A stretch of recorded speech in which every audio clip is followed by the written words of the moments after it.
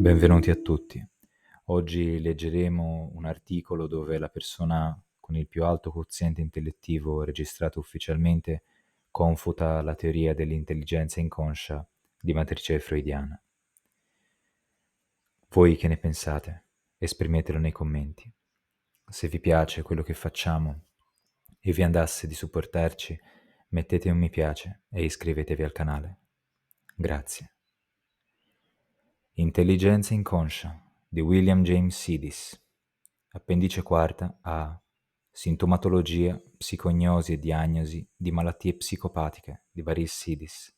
Boston, Badger, 1914, pagine 432 fino a 439.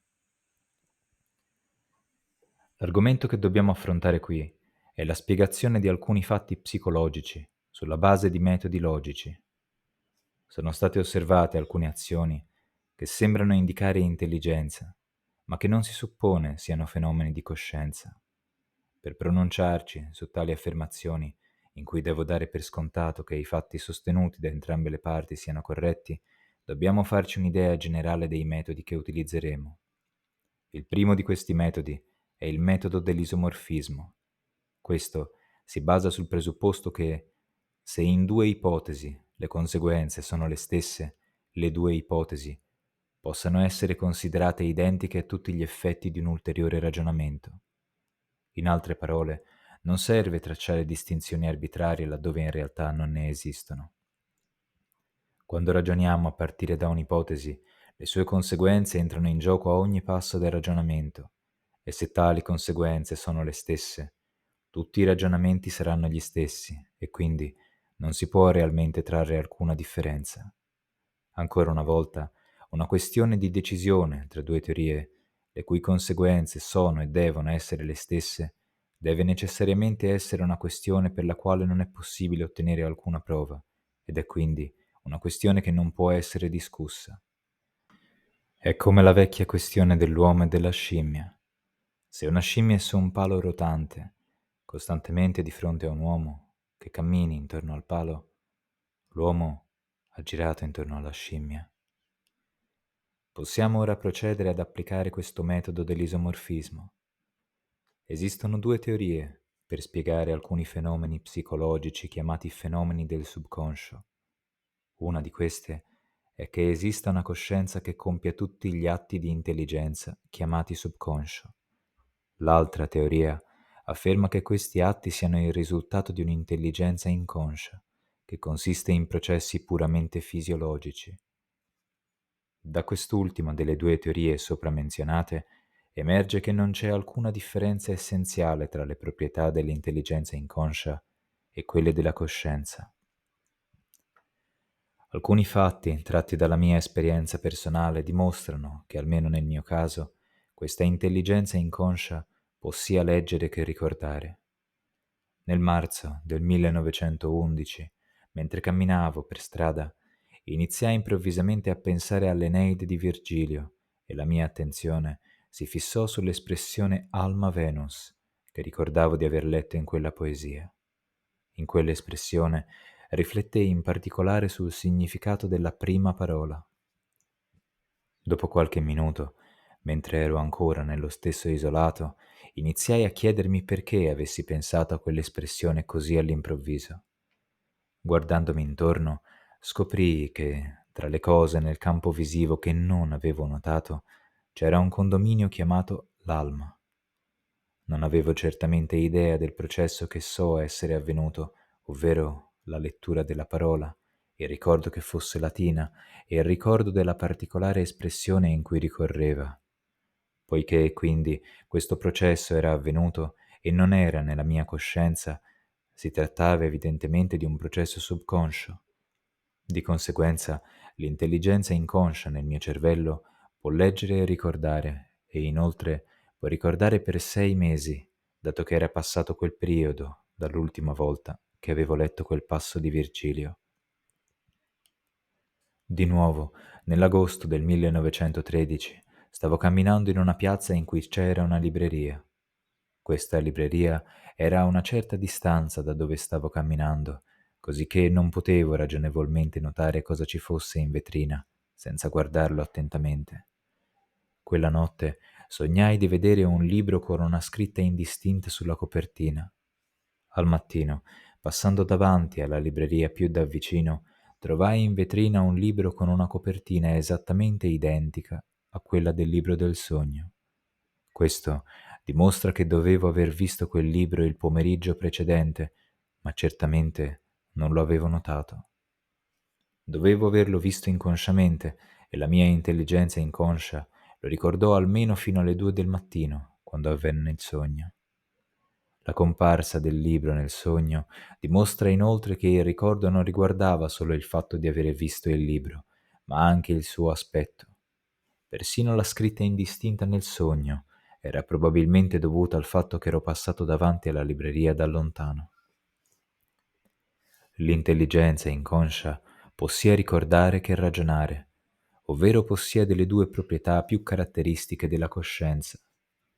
Il subconscio, secondo i fatti concordati da entrambe le teorie, può anch'esso compiere ogni sorta di azioni e adattamenti intelligenti. Così, solo di recente, continuavo a ripetere due strofe di versi che non potevano essere stati composti da nient'altro che dal mio subconscio. Vediamo quindi che una tale intelligenza inconscia non differisce in alcun modo da una coscienza normale, tranne per il fatto che ne sono a conoscenza solo attraverso prove circostanziali, ma lo stesso si può dire della coscienza di un'altra persona. È solo attraverso prove circostanziali che ne sono a conoscenza. Che l'intelligenza sulla cui natura stiamo discutendo sia cosciente o inconscia, le conseguenze sono le stesse sotto ogni aspetto, e quindi una tale intelligenza inconscia è, secondo la regola dell'isomorfismo, praticamente identica a una coscienza che non necessita di prove presso la Corte Suprema della Psicologia. Qualsiasi identità, tuttavia, è reversibile. I sostenitori della teoria dell'incoscienza possono quindi facilmente invertire questa identità e affermare che la teoria della coscienza effettiva nei fenomeni in discussione deve essere identica alla loro teoria. Tuttavia, qual è questa identità? Semplicemente che nel subconscio sono presenti tutti i fenomeni concomitanti con la coscienza. I punti controversi, come se questi fenomeni debbano o meno essere definiti coscienza, possono essere per il momento accantonati come cavilli, poiché definire l'uso esatto di un termine come coscienza è una questione che riguarda un dizionario piuttosto che un ricercatore scientifico. La disputa può ora essere ridotta solo alla questione se questi fenomeni, identici sotto ogni aspetto, debbano essere attribuiti alle stesse o a cause diverse. In altre parole, i fenomeni della coscienza normale e del subconscio sono manifestazioni dello stesso evento o di eventi diversi. Per giungere a una conclusione, dobbiamo fare riferimento al presupposto dell'uniformità della natura, che è alla base di ogni logica induttiva, così come di ogni scienza. Questo presupposto è che effetti sostanzialmente simili debbano essere attribuiti alla stessa causa. Senza questa proposizione, la scienza sperimentale non potrebbe portare a risultati in termini di leggi generali. Una raccolta baconiana di fatti vuoti sarebbe l'unico risultato possibile e tutta la scienza dovrebbe essere meramente descrittiva. Possiamo citare le parole di Newton, che per primo espresse questo principio in forma definita nei suoi Principia. Libro terzo, Regole della filosofia, regola seconda. Effetti naturali dello stesso tipo devono essere attribuiti alle stesse cause, quando possibile, come la respirazione nell'uomo e negli animali, la caduta delle pietre in Europa e in America, la luce nel fuoco di una cucina e nel sole, il riflesso della luce sulla Terra e nei pianeti. Fine della citazione da Newton. Nella controversia che stiamo affrontando ora, ci troviamo di fronte a un caso in cui due fenomeni sono praticamente identici sotto ogni aspetto essenziale e non presentano differenze sufficienti a giustificare una diversa spiegazione. Di conseguenza, come nel caso della caduta di pietre in Europa e in America, i fenomeni della coscienza e del subconscio devono essere attribuiti alla stessa causa. poiché, da quanto affermato dai sostenitori della teoria della cerebrazione inconscia, appare che uno di questi fenomeni è dovuto alla coscienza e l'altro a un'intelligenza inconscia, dal principio enunciato da Newton consegue che la loro intelligenza inconscia deve essere cosciente, vale a dire, i fenomeni del subconscio sono dovuti a una coscienza. Possiamo adottare l'ipotesi cartesiana dei processi fisiologici come spiegazione del subconscio. Anche in questo caso possiamo applicare il principio dell'uniformità della natura, se i cartesiani accolgono questo canone logico. Essendo i fenomeni della coscienza identici a quelli del subconscio, dobbiamo spiegare tutti i fenomeni mentali, qualunque siano, con questi stessi processi, poiché i cartesiani ci dicono che una tale spiegazione è possibile. Pertanto, chiunque spieghi i fenomeni del subconscio per mezzo di processi fisiologici deve fornire una spiegazione meccanicistica di tutti i fenomeni mentali. Naturalmente, se si desidera considerare la relazione tra coscienza e processi fisiologici come quella tra il fischio e la locomotiva, o come quella tra la foresta e gli alberi, si può benissimo farlo. Tuttavia, se questa ipotesi meccanicistica fosse vera, non ci sarebbe alcuna differenza tra i fenomeni della coscienza e del subconscio. La teoria fisiologica conferma quindi la nostra precedente conclusione, ovvero che i fenomeni del subconscio sono dovuti a una coscienza, che è fisiologicamente identica alla coscienza normale. Inoltre, poiché i fenomeni del subconsciente sono esattamente dello stesso tipo di quelli della coscienza ordinaria, non possiamo certamente affermare coerentemente che l'uno sia incosciente e l'altro cosciente. L'esistenza di una coscienza non è smentita dalla mancanza di prove dirette. Non ho prove dirette della coscienza delle persone con cui parlo, eppure agiscono esattamente come se lo fossero, e sono quindi portato a dedurre che lo siano. Allo stesso modo, se vedo nel mio corpo azioni con cui io stesso non ho a che fare, almeno apparentemente, ma che sono esattamente quel tipo di azioni prodotte dalla coscienza, devo dedurre che esiste in me un'altra coscienza. Chiamare cosciente uno e negare questa qualità all'altro significa introdurre una differenza dove non ce n'è, e negare la coscienza dove non ci sono prove dirette significa costruire una sorta di solipsismo. Devo quindi concludere con un'osservazione. Una teoria come quella dell'intelligenza inconscia non può logicamente essere sostenuta. Uno dei sostenitori della teoria dell'intelligenza inconscia ha avanzato un argomento che si suppone sia una prova dell'esistenza dell'intelligenza inconscia. L'argomento, per quanto riesco a comprenderlo, è il seguente. Si osservano numerose azioni subconsce che manifestano tutte le proprietà solitamente riscontrabili nella coscienza. Analogamente, nei cani decerebrati si riscontrano tutte le azioni solitamente definite intelligenti. Ecco, quindi, esempi di azioni inconsce che mostrano ogni proprietà dell'intelligenza. Devono certamente essere definite intelligenti, perché la differenza è una mera questione pratica e non ha senso logico definire intelligente un'azione cosciente e non intelligente un'azione esattamente simile. Pertanto, essendo queste azioni inconsce intelligenti, l'intelligenza inconscia deve esistere. In primo luogo, vediamo qual è la teoria opposta. Il subconscio è stato spiegato in due modi. Secondo una di queste, i fenomeni del subconscio sono manifestazioni di una coscienza, dotata di tutti gli attributi dell'intelligenza e di altri adattamenti propri di ogni coscienza, mentre secondo l'altra teoria, dietro questi fenomeni si cela un'intelligenza inconscia, che possiede tutte le proprietà dell'intelligenza, ma che, in un modo o nell'altro, non è cosciente. Considerando queste due teorie opposte, possiamo procedere all'esame dell'argomentazione. Le due teorie concordano nell'affermare che i fenomeni del subconscio sono intelligenti e possiedono tutti gli attributi che vengono solitamente attribuiti all'intelligenza.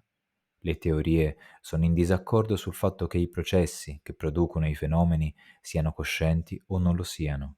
Di conseguenza, un ragionamento che cerchi di stabilire la teoria dell'intelligenza inconscia, dimostrando che questi fenomeni sono intelligenti, non fa altro che dimostrare ciò su cui si è già concordi. Può essere corretto sotto ogni aspetto, ma non è un argomento pertinente, è una conclusione irrilevante. Inoltre, il ragionamento afferma: abbiamo dimostrato che i fenomeni in osservazione che sono inconsci sono intelligenti, quindi i processi inconsci possono essere intelligenti. Espresso come sillogismo, questo si tradurrebbe in: tutti i processi in questi esperimenti sono intelligenti, tutti i processi in questi esperimenti sono inconsci, quindi alcuni processi inconsci sono intelligenti. Questo può sembrare un ragionamento perfettamente logico e lo sarebbe davvero se entrambe le premesse fossero accettabili. Ma esaminiamo la seconda. Affermare che tutti i processi osservati negli esperimenti menzionati siano inconsci equivale a dare per scontato proprio il punto in questione, quindi stiamo semplicemente dimostrando ciò che abbiamo assunto. Per quanto riguarda la particolare opinione sull'azione cosciente in tali casi, l'argomentazione avanzata contiene non solo una conclusione irrilevante, ma anche una dimostrazione circolare. L'argomentazione è colpevole almeno di questa doppia fallacia. Inoltre, l'argomento, se portato fino alla sua conclusione logica, confuterebbe il suo stesso risultato, e possiamo considerare questo argomento come un'eccellente confutazione della teoria che intendeva dimostrare. Il nostro sostenitore dell'intelligenza inconscia ha affermato che i processi coscienti non sono diversi dai processi subconsci o dalle azioni dei cani decerebrati. Pertanto, conclude, è una mera questione pragmatica se dovremmo o meno chiamare una di queste classi di azioni intelligenti e l'altra non intelligenti, poiché non c'è una reale differenza tra i due tipi di azioni. Sostituiamo adesso, in tutto l'argomento, il termine cosciente al termine intelligente. È quindi una mera questione pragmatica se dovremmo o meno chiamare una di queste classi cosciente e l'altra inconscia, poiché non c'è una reale differenza tra i due tipi di azioni. Se l'argomento sull'intelligenza è valido, anche quello sulla coscienza deve esserlo. Di conseguenza, spingendo questo argomento fino alle sue conclusioni logiche, deduciamo che non solo la classe di azioni chiamate subconsce, ma anche le azioni dei cani decerebrati sono azioni coscienti. Non possiamo affermare che né i processi subconsci né i cani decerebrati siano inconsci, secondo la conclusione logica dell'argomento avanzato dal sostenitore dell'intelligenza inconscia. Al contrario, dobbiamo dedurre che esiste una coscienza che causa tutte le azioni subconsce e che la coscienza dei cani non dipende dalla presenza della corteccia. La prima di queste conclusioni dell'argomento che abbiamo affrontato è l'unica importante ai nostri fini. I processi subconsci sono coscienti. Grazie per l'ascolto. Un saluto a tutti.